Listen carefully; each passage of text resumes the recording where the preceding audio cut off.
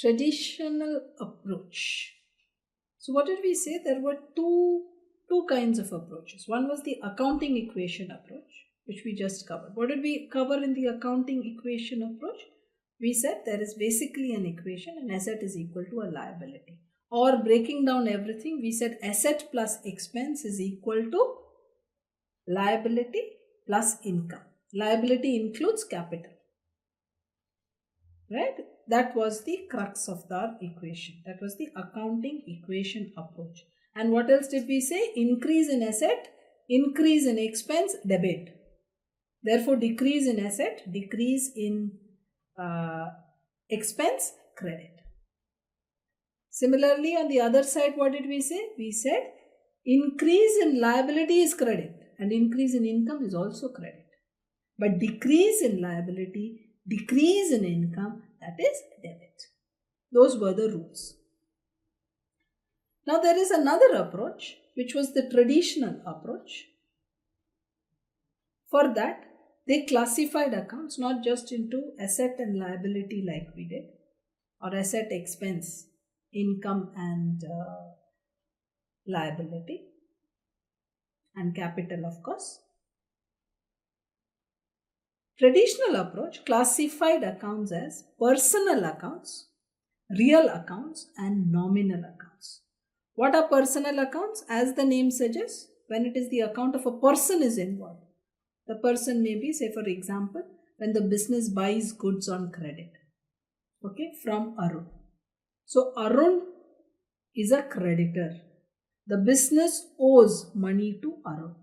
Arun the creditor, that is a personal account.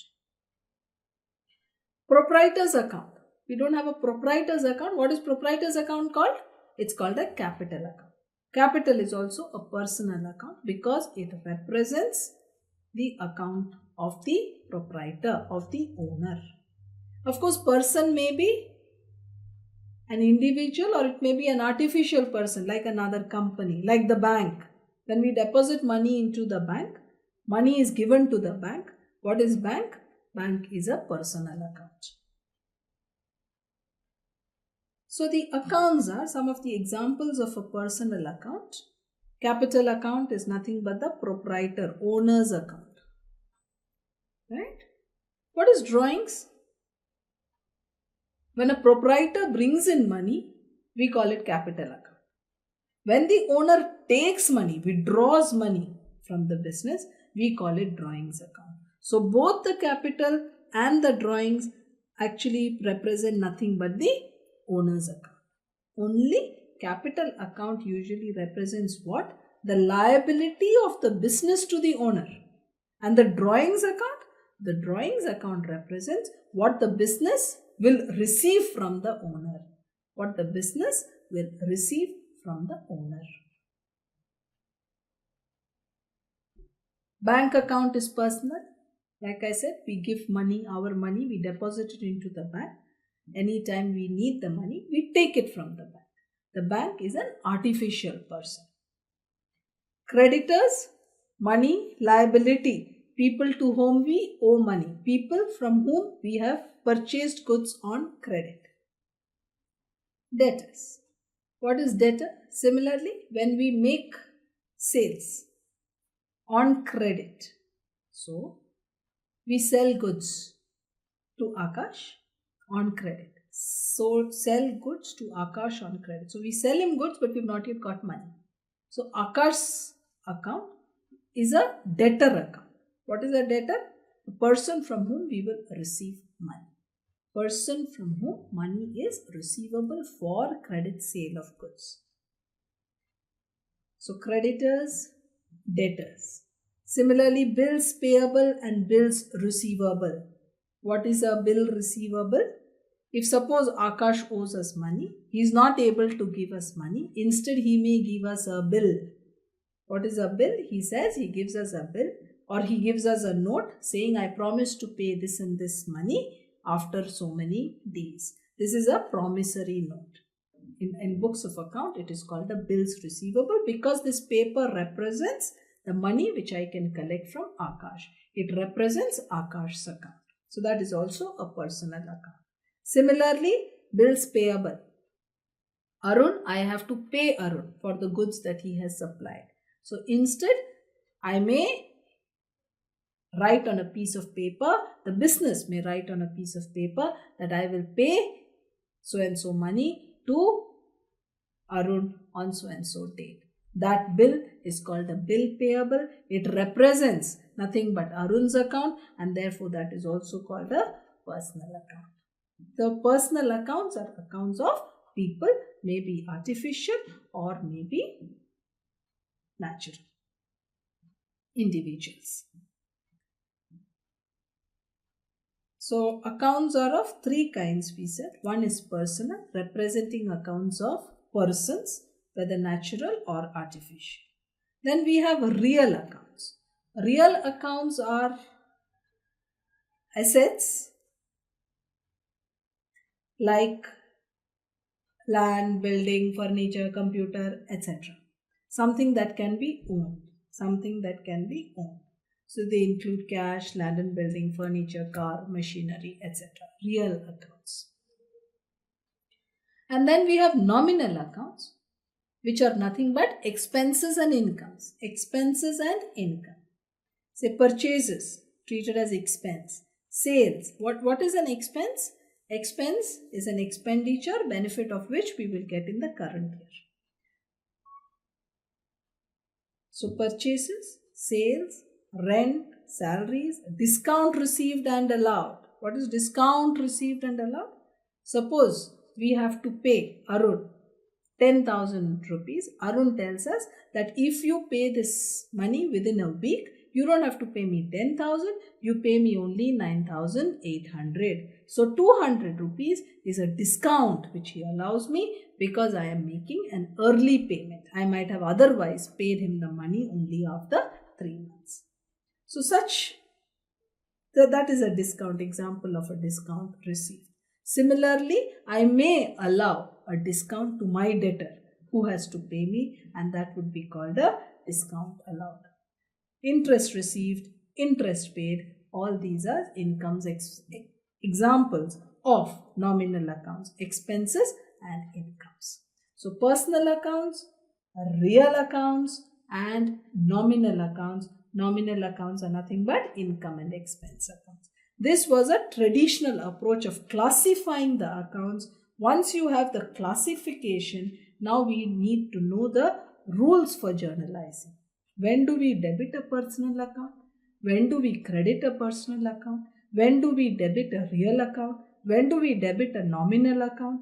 When do we credit a real account? When do we credit a nominal account? What are the rules for journalizing in the traditional approach? So let us discuss the golden rules of journalizing. Before that, a quick classification. Accounts, sometimes they are divided as personal, impersonal. What is personal? You may be a natural person like Arun's account and Akash's account, or an artificial person, maybe a bank, any organization, an institution. You also have something called a representative personal account. If you remember, we had discussed what is called an accrual concept. Suppose at the end of the month, salaries have to be paid.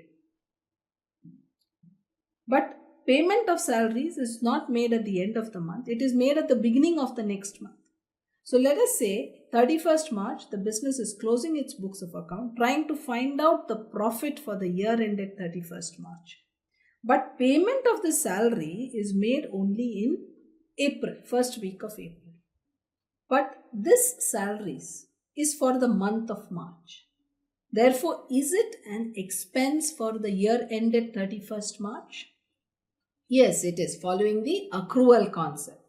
Remember, when we discussed accrual concept, we said that all expenses for the period, whether actually paid or not, if you have incurred the expense, then that is, and it should be treated as an expense for that year, though you have not yet paid. So let us take this example where salary is an expense, but we have not made a payment of cash. So now the business has a liability to this employee. Let us say there is just one employee. There is just one employee.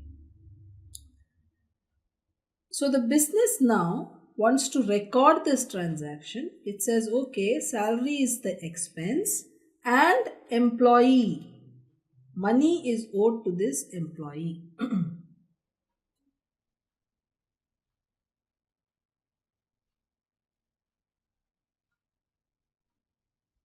So money is due to this employee.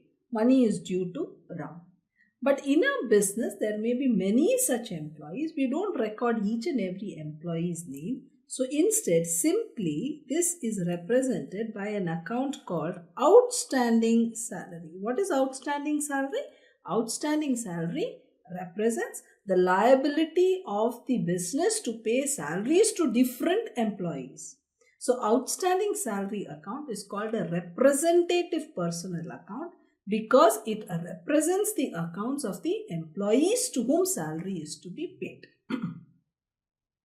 So personal accounts may be natural, may be artificial, or may be a representative personal account, like in the case of outstanding salaries payable not yet paid as at 31st March. So accounts personal, impersonal. Impersonal accounts may be real or nominal. Real accounts are assets that are owned by the business, like land, building, furniture, computer, machinery, etc., cash, etc.